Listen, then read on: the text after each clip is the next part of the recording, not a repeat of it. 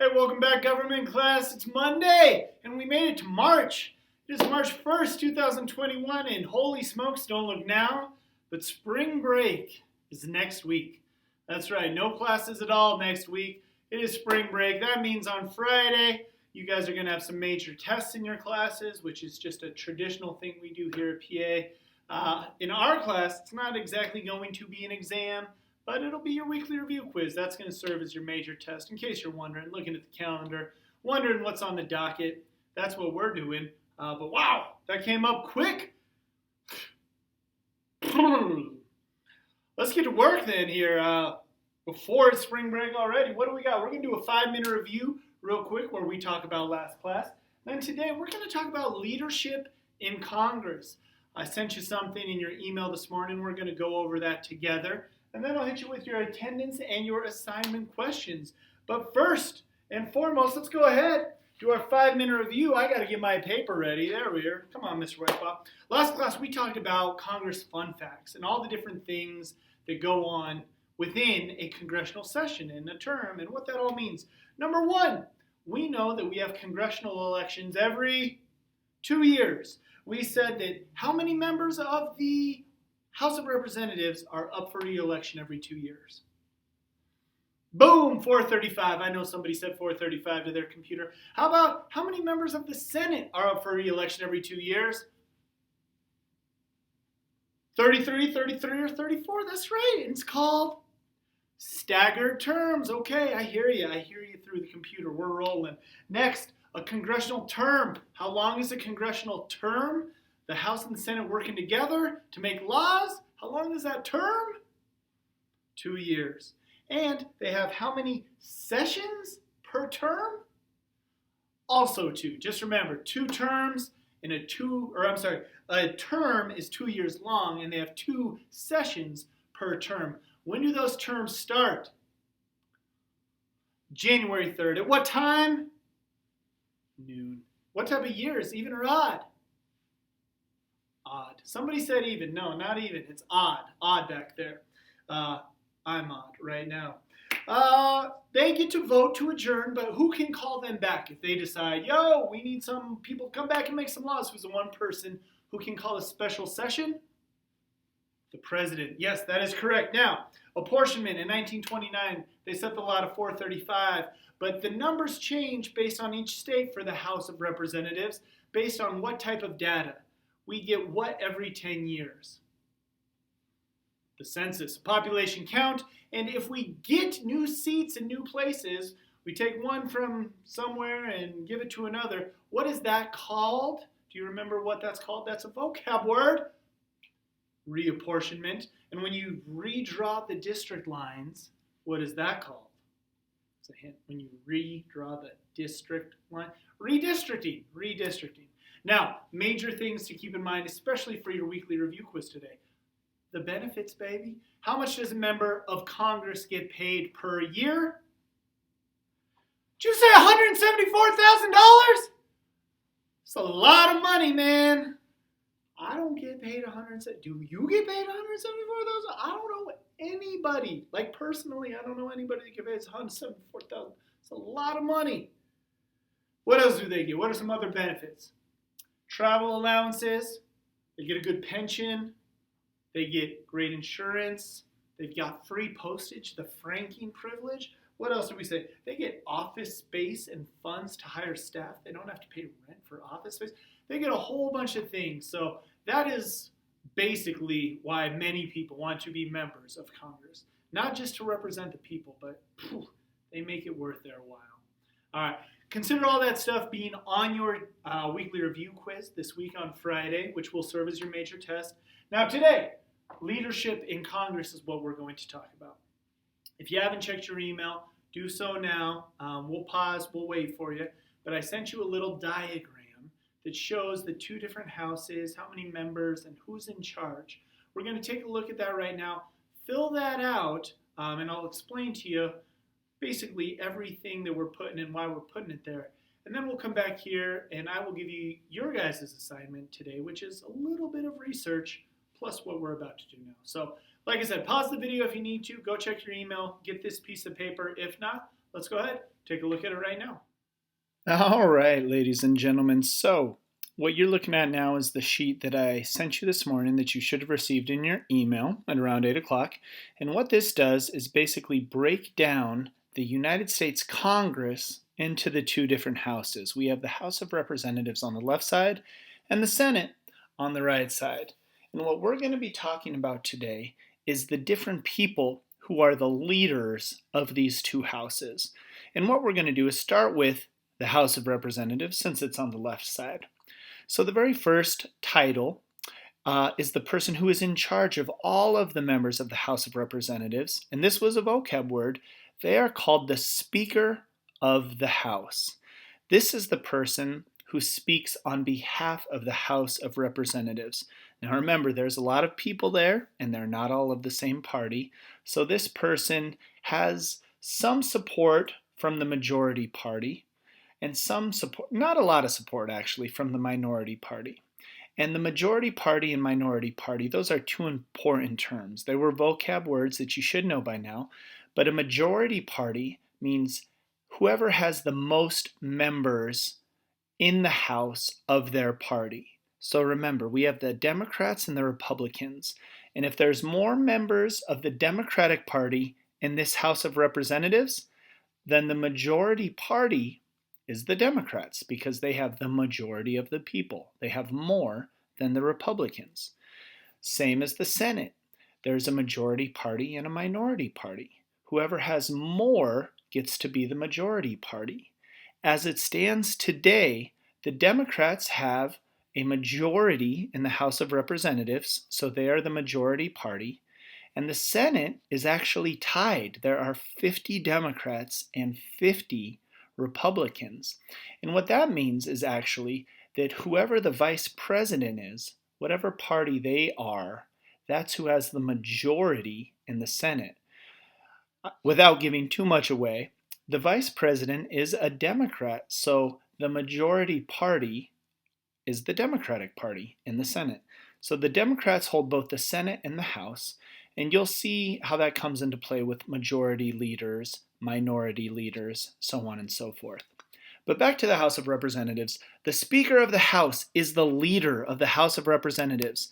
And in this little spot right here, I realize now that it might be hard for you to write this in there, so if you need to, just write it just below.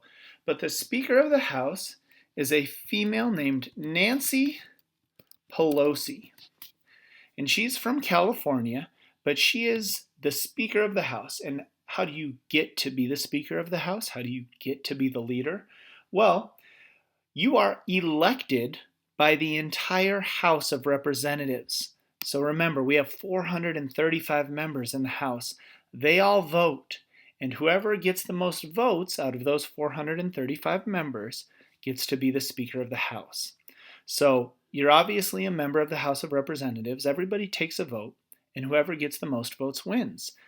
Typically, this Speaker of the House is of the majority party, because the majority party speaks to each other and they say, who should we elect? We have more people than the minority party. Who do we want to be Speaker of the House? They have to be careful, though, because if they don't all elect the same person, or if they don't all vote for the same person, the minority party might all vote for the same person, and that person could get more votes than whoever the majority party votes for. That was not the case, and Nancy Pelosi has actually been Speaker of the House for quite some time now. She was just elected again earlier this year, but she has been the Speaker of the House for quite a few years now. Now, the majority leader is the person who's in charge of the majority party. They're basically the spokesman or spokeswoman for the party. So the Speaker of the House speaks for the entire House. The majority leader is whoever speaks for the majority party. As we know in this case, it would be the Democrats in the House of Representatives. Before we get there, let's go ahead and take a quick look. I'm just telling you names. I want you to be able to see these people. This is Nancy Pelosi. Maybe you've seen her on the news somewhere. She's been around for a while. Again, she's from California. This is her holding a gavel, looking like she's ready to do some work. But this is Nancy Pelosi. She is the Speaker of the House, and that is a very important position and a very important fact for you to know for later on when our test comes about. Now, the majority leader. The majority leader is the leader or spokesman for the majority party. We already said those are the Democrats. And this person's name, kind of funny, Steny Hoyer. Steny Hoyer. And let's take a look at what old Steny Hoyer looks like. There he is. Steny's not that young of a guy. He's been around for a little bit as well. But Steny Hoyer is the majority leader of the House of Representatives. That means he is the leader of the party that is the majority, which is the Democrats. Let's take a look at a few more pictures of him. Here he is with glasses. Looks like he's being very serious. Here he is with a mask. He likes to raise his hand a lot. Here he is with his mouth open. Here he is looking a little upset or confused. Here he is with, hey, we know that lady, Nancy Pelosi. All right, enough of Steny. Let's go on back. Now, the majority leader, how are they chosen? They're not chosen by the entire House. Since it's the majority party, they get chosen by the majority party. So all the Democrats got together and elected Steny Hoyer to be the majority party.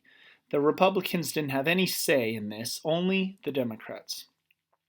Now, the next person in line is the majority whip. And this is almost like the second in command for the majority party.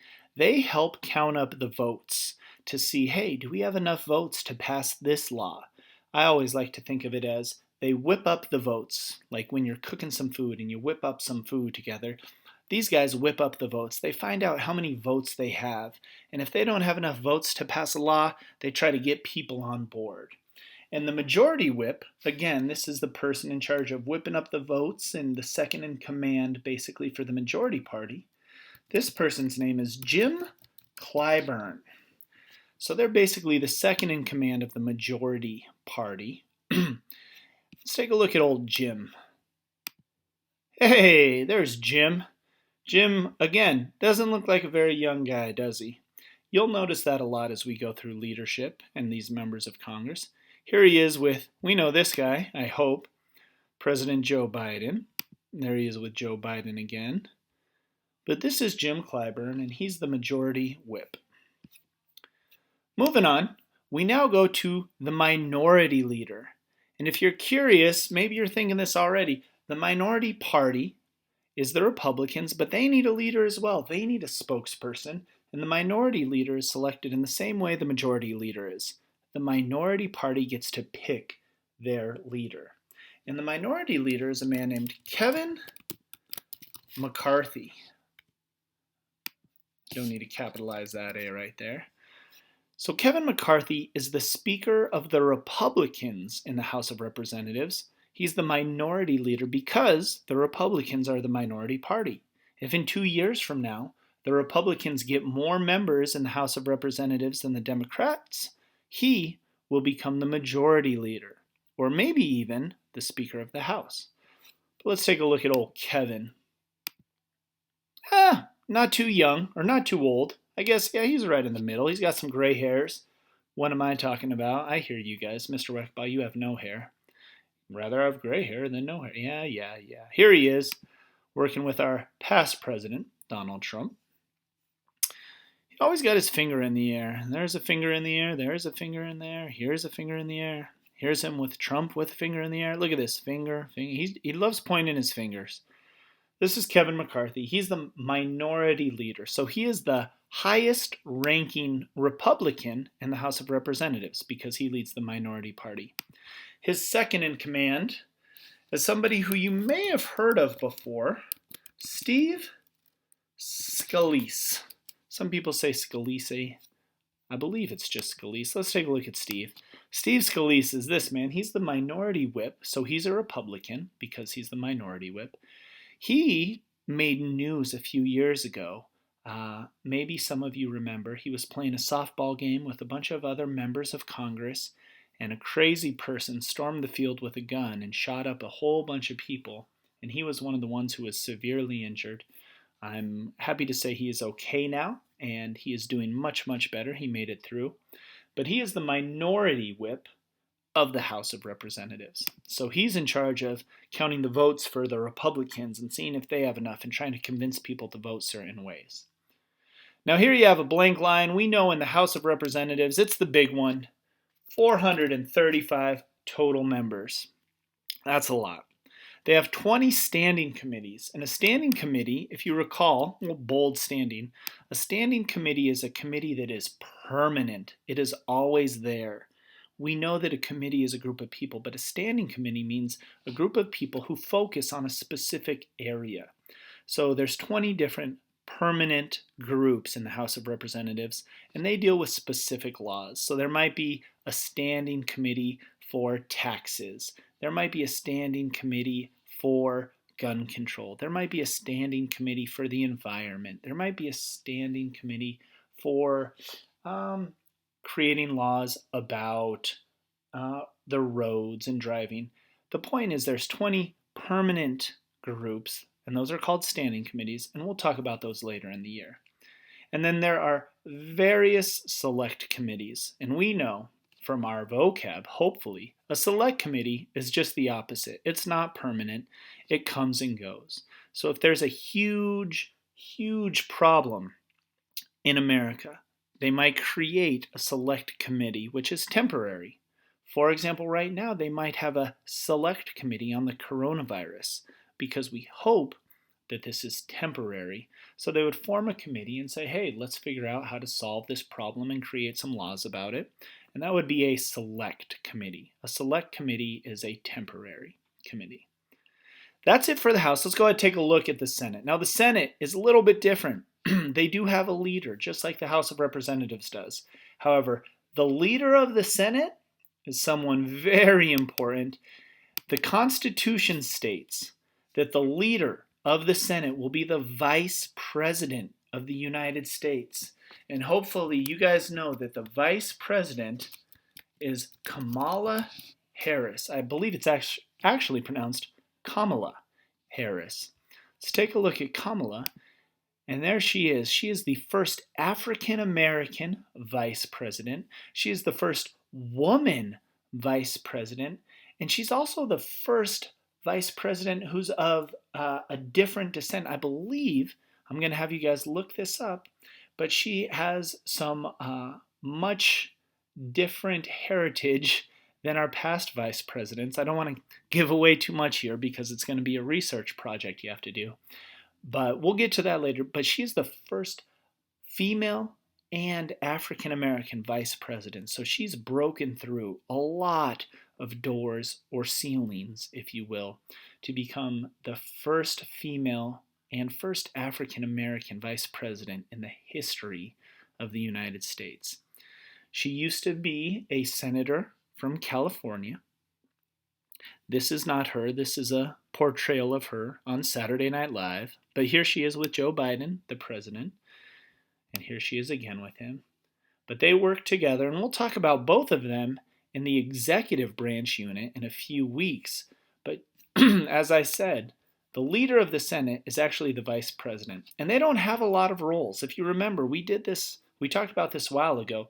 One of their main roles is, since the Senate is 100 members, and shoot, we can go ahead and put that down here right now. There's 100 members in the Senate.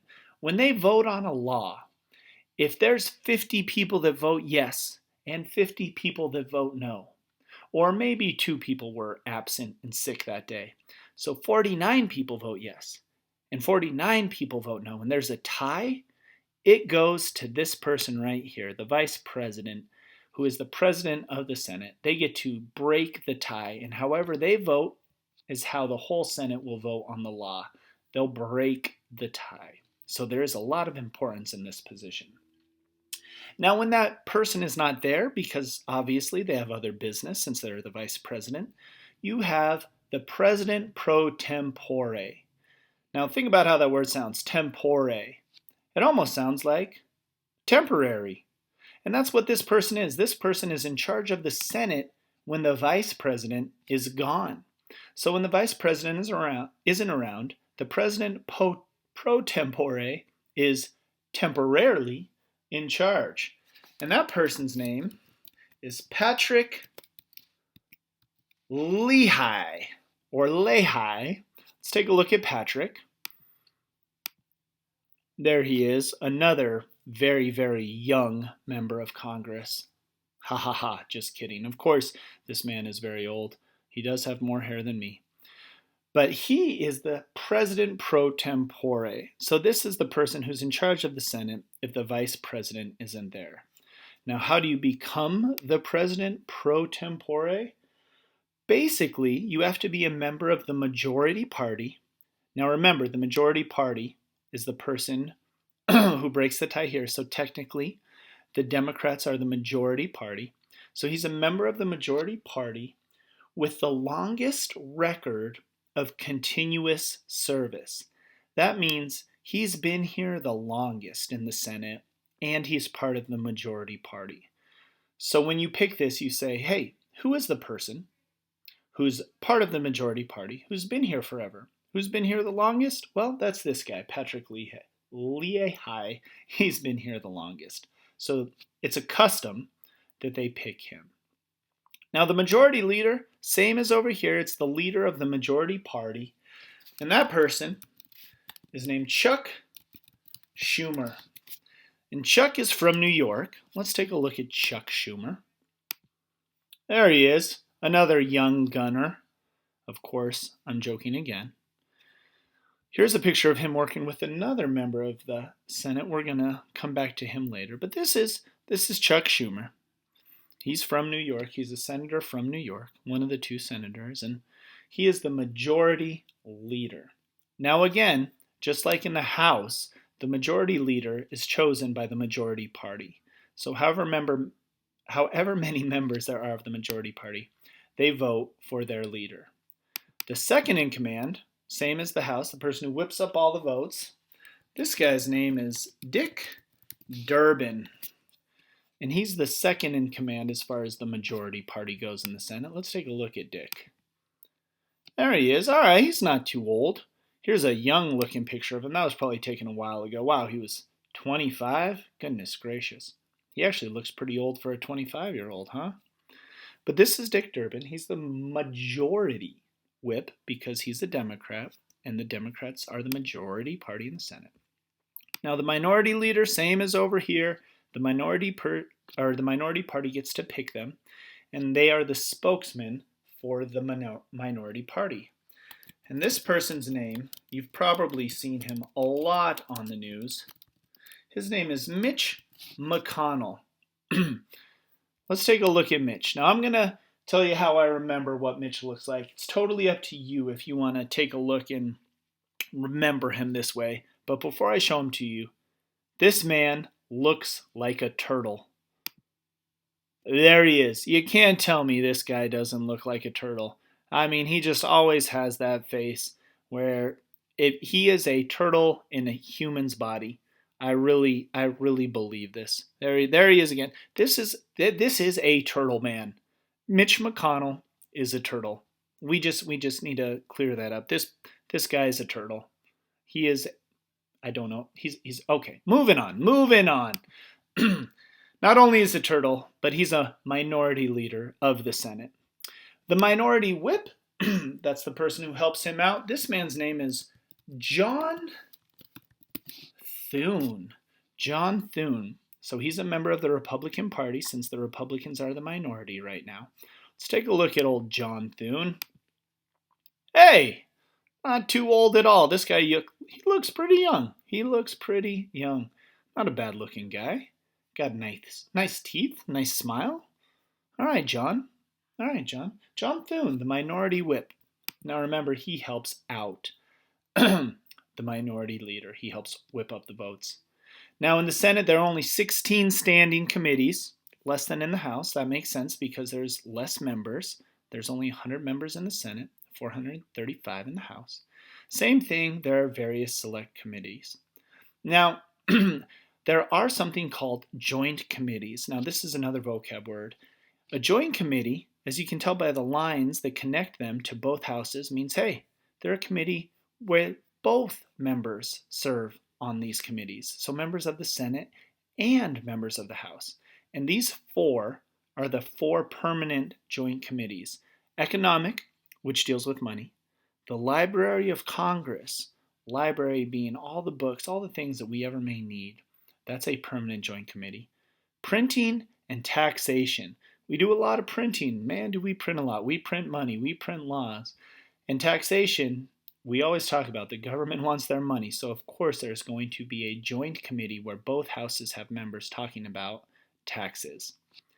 And finally, at the bottom, all of these people, they don't just get there necessarily because they're the best person for the job, but so much of congressional leadership, that's the people we just talked about, the leaders of Congress, it's based on seniority, which, if you recall, seniority means being there the longest. If you're a senior in high school, have you been there longer than a freshman? Absolutely. You have seniority. So congressional leadership is based on seniority and party affiliation. So whichever party is in charge, whichever party is the majority party, the leadership, the majority leader, is going to be the same as that party. I know this is a lot, but we're going to talk about it throughout the rest of this unit, so don't worry if it's too much. Just make sure you have all of this stuff written down on your notes. There you have it. Congressional leadership, who is what they do, how many people we have where, yada, yada, yada. That's it for today's class, guys. I know I told you I was going to give you a little bit of a research assignment, but, I just wanted to make you shake in your boots. We got an easy thing for your assignment. Very simple. All I want you to do is send me a picture of the notes we just took. You filled out what? 1, 2, probably about 10 names, a few numbers, and a couple of words. Not that hard as long as you were paying attention and you filled that out. Snap me a picture, not snap because, I don't have Snapchat.